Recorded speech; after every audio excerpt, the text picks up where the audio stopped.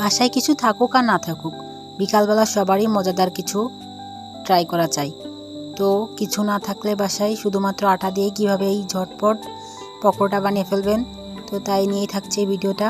তো আমি half cup পেঁয়াজ, তার সাথে একটু মরিচ কুচি, তারপর লবণ, হলুদ আর চাট মশলা দিয়ে নিছি।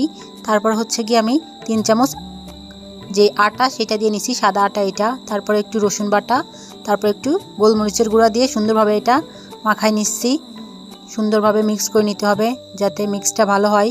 তারপর হচ্ছে গিয়ে আমার একটু কম মনে হয়েছে আটা, তাই জন্য আমি 1 চামচ দিয়ে নিচ্ছি। তো 4 চামচ, হাফ কাপ পেঁয়াজের জন্য একদম পারফেক্ট। আর ঝালটা আপনারা আপনাদের পরিবারের নিড অনুযায়ী দিয়ে দেবেন। তারপর হালকা একটু পানি দিয়ে দেবো, অল্প অল্প পানি দিয়ে এটা মিক্স করে নিব। বেশি পানি দিলে এটা আবার পানি পানি হয়ে যাবে।